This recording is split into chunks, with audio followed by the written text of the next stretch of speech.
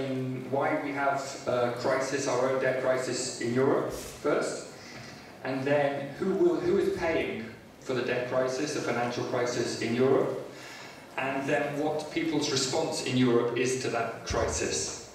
And as I say, I'll try to draw out some lessons, I think, that may be useful. So first of all, we have an economy in Europe that can be characterized by some of the things I've written up here.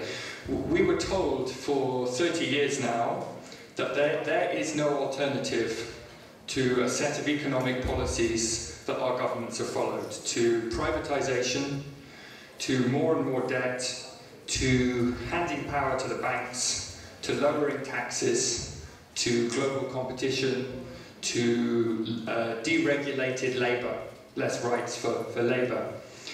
And that's created an economy, a global economy, but especially an economy in the West, which is characterized by huge inequality, the worst inequality we've probably ever seen in history, which has been papered over by debt, by huge amounts of debt.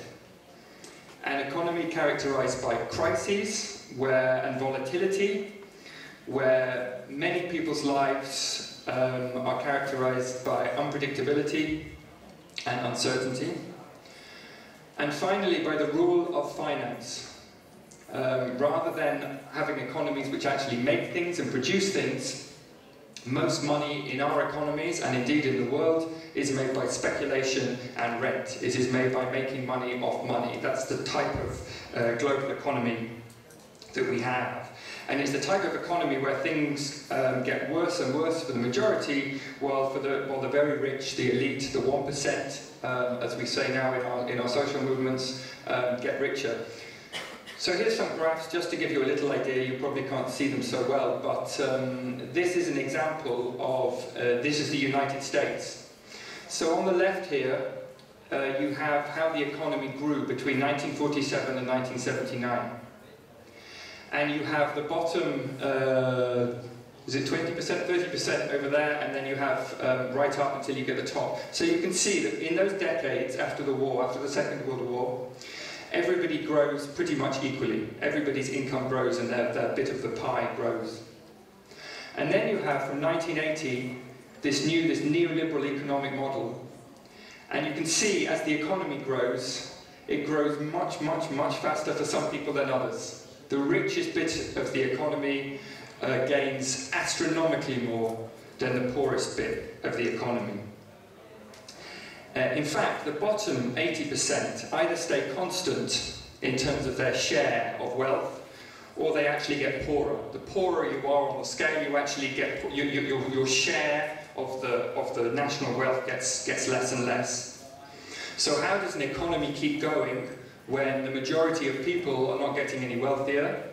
Well, you give them loans. You liberalize the banking system and you allow the banks to give more and more and more debt. So this big fault in the economy, this inequality, is papered over by debt. And people get more and more indebted. And indeed, if you just look at the United States, between 1983 and 2007, household debt doubled for the vast majority, for the bottom 80%. The top 5%, their debt went down because they were doing so well. And you can see here, there's two spikes on this graph, which relates to the amount of income the top 1%, the richest 1% earn. And the first spike is in 1928, before the Great Depression, before the stock market crash and the Great Depression. And the second spike is in 2007, which is just before the global financial crisis. So you can see that this inequality at the heart of our economy is driving crises in this way.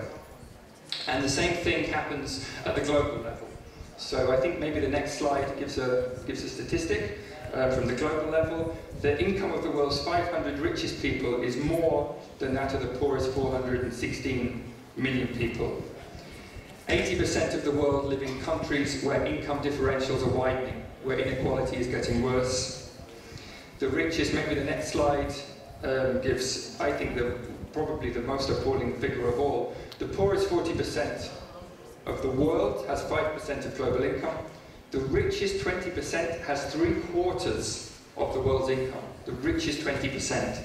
And as you dig down into that figure, as you get smaller and smaller and nearer, the richest bit is disproportionately more at every stage.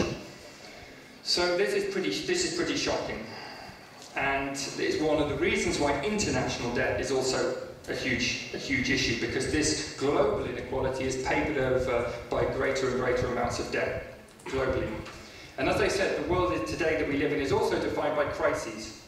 This is really interesting. The left-hand graph here is the same as in the first graph that I showed you, so 1940s to 1970. In that time, there were only 6 debt crises, six crises of countries that couldn't pay their debts and defaulted during that period. The one on the right is since 1971, since we ended the Bretton Woods system, in effect, 129 crises. It went from 4 crises in 2 decades to 4 crises every year from the 1970s. So the world today is characterized by these crises, and not just the world on a global scale, but individual people's lives. So one of the main reasons that food prices go up and down is not simply about global demand and supply, it's about the fact that food is being speculated with. Food is a commodity which is bought up and sold by mega corporations on a global scale, and this impacts on whether people can eat or whether they can't eat, and how much they pay for their food. Everything that we depend on in our lives is now a commodity which is gambled. Even the weather is a commodity which is gambled with, if you can believe it or not, that makes money for hedge funds, for private equity funds, for investment banks, for commercial banks. The crisis in America started when essentially investment banks start gambling with mortgages that were given to very poor people in the United States, who it was known full well would not be able to repay those mortgages. The subprime mortgage crisis.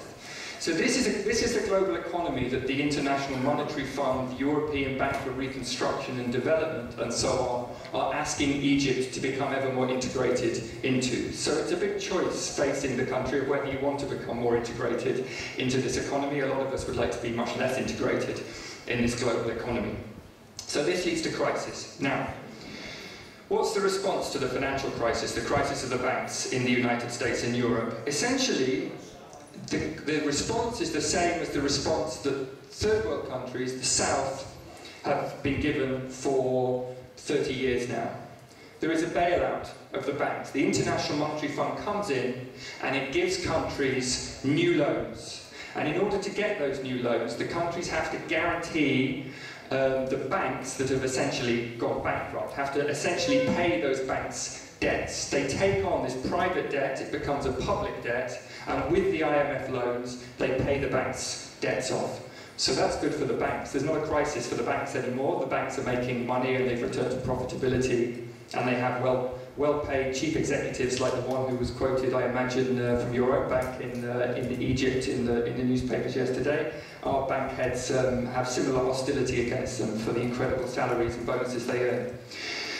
But somebody has to pay the price for taking on all of this debt, and the price is being paid by people in Europe, because the International Monetary Fund, which is telling Egypt at the moment that it doesn't put conditions on its lending, has proved that it does put very, very serious conditions on lending to all of the European governments who've accepted International Monetary Fund packages in the last 5 years.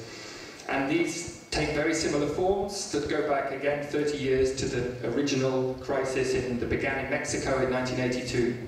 The IMF tells countries, big cuts in government spending, privatize everything you can privatize, open up your markets, stop supporting your industries and your agriculture, allow the free flow of money in and out of your economy, and deregulate the labour market. This is what is being told to governments across Europe today, but it's what's been told to governments across the world for the last 30 years. And what this means, in effect, is the poorest people in society, the people who gained least from the economic model that caused the crisis, are paying the heaviest price. Because once you start cutting government spending, once you start privatising the provision of services, then those services get worse and more expensive, and people who can't afford healthcare and so on are even lesser. People who can't afford it are priced out of it. So yeah, we better move on quickly. So a lot of people say, well, why would these debts run up in the first place? You know, there's obviously not a problem of dictators as such in Europe. Well, actually, the debts were simply they were private debts that were taken on by the public sector. Here you can see Spain had a very, very healthy balance of payments. You can see there on the left, until they needed to bail out their banks, which have become speculation houses, and then all of a sudden there's a massive public debt that needs to be dealt with. Same thing in Ireland. Ireland had a very well-balanced budget. Unfortunately, it also had a number of banks that were really no more than casinos for the super rich. They bail out those banks, and now they have a massive public debt and have to do what the IMF tells them, including reducing the minimum wage, massively reducing pensions. In Greece, if we move on to the next one, yeah, this is the programme in Greece that I'll whiz through. Enormous bailouts. When we say the IMF gives bailouts, the Greek people never even see the money that the IMF and the European Central Bank are giving them at the moment. It goes into an account called an escrow account. It goes out of that account straight into the European banking system, straight to the German, the French and the British banks that lent money to Greece, even when it was going into a crisis. It doesn't go to Greece at all. They do not see that money. And in return, Greece's society is essentially being torn apart. Greece really has no national health system anymore.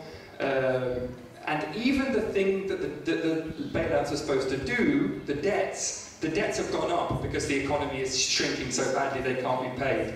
And you see this time and time again. So even though the IMF says you need to deal with your debts, the IMF program actually makes the debts worse. So we'll move on quickly. This is, there's a terrible situation with unemployment. Youth unemployment, that's under 25s, in Spain at the moment is 50%. One half of young people in Spain cannot get a job, and it's more or less the same in Greece as well. So it's a very serious situation we're seeing. So we'll move on to the, and how do we keep people in line? This is being tried in Britain as well. There is no alternative. The British people are told, do you want to end up like Greece? If you don't want to end up like Greece, you better do this. We're also told we all partied. We all enjoy the benefits of this speculative casino we call an economy, so it's all of our responsibility. We'll move on. What is happening? How are people reacting to this? Somewhat slowly, but nonetheless there is real resistance, because people are saying, actually there is an alternative, and we did not all party. Here is some people dressed as zombies outside the Irish embassy to say, why is Ireland supporting zombie banks? Banks that are the living dead. These banks must be killed or allowed to die, and must not be, their debts must not be taken on by the people. If we go on, here's a little demonstration on Greece, but actually there are very big demonstrations going on in Greece where people have taken over the squares, are experimenting with forms of participatory democracy, big assemblies and so on. You probably know that what was a very marginal left-wing party, Syriza, went from almost no votes to 45% of the public vote. It nearly took office in Greece, very close, and it took office promising a debt audit and promising an immediate suspension of payments on Greece's debt. Nearly took power in Greece. This is astonishing. Spain, the indignados have had very big demonstrations, but not just big demonstrations. Around Barcelona, they are holding regular committees where people come with their problems. I have a housing problem, I have a legal problem, my landlord's on my back, I have a problem with my bank. And they're helping people immediately, and through that help they're politicizing people and making people understand what's wrong with the Spanish economy and why Spain does not want to accept an IMF bailout. And even in Britain, where resistance is not as big as in other countries, what are these people doing? They are turning banks and shops that are dodging taxes into healthcare systems and libraries. Not really, it's only a stunt, but it's grabbed the public's attention. And what we're calling, it's very unusual to have demonstrations calling for more taxation. But in Britain we're saying, one of the problems is we have a global system where the super wealthy do not pay tax anymore. We've gone back to feudal France, where the aristocracy are exempted from paying taxes. And if you don't want to make these cuts, you don't have to make these cuts. You can tax the elite that has made money out of the global economic system, and you can use that money so that the poorest in society do not have to pay through cuts to health services and so on. And it's been very popular. and there's now also a network across Europe calling for debt audits, with bases in Spain, in Portugal, in Belgium, in Greece, in Ireland, all calling for debt audits in Europe. And it goes back to Mexico in 1982.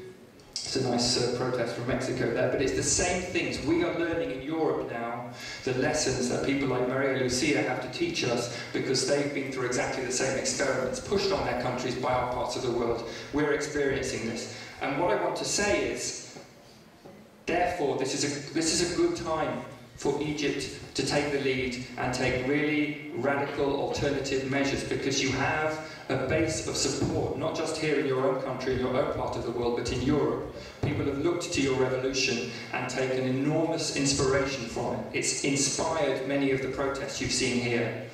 And if you were now to say you're going to audit your debt, say you're not going to pay your debt, say you want to radically restructure your economy so the richest elite pay the price of your debts, then there would be an enormous wave of support in Europe standing with you doing that.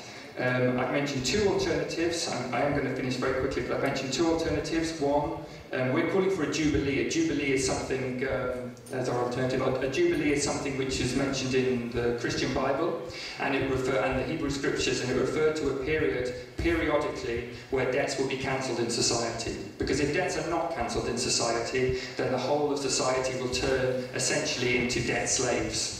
As a very famous revolutionary leader in Burkina Faso said, each one of us becomes a financial slave. And so debts need to be cancelled periodically. But we need more than that. We need to make sure that this crazy casino economy is brought to an end. And we do that by properly taxing wealth and making society more equal in that way. And we do it by controlling money coming in and out of our economies. We have a world where money has more rights than human beings to go around the world and do whatever it wants, whenever it wants, and we must stop that. And countries like Egypt can look to real radical experiments that I expect Maria Lucia will talk about that have been happening in Latin America. In Latin America, there is the biggest challenge to this form of capitalism that the world has seen in 30 years. And so Egypt has many friends and much that can be learned from alternatives that are going on around the world. So call on us for our solidarity, and we wish you well and stand by you.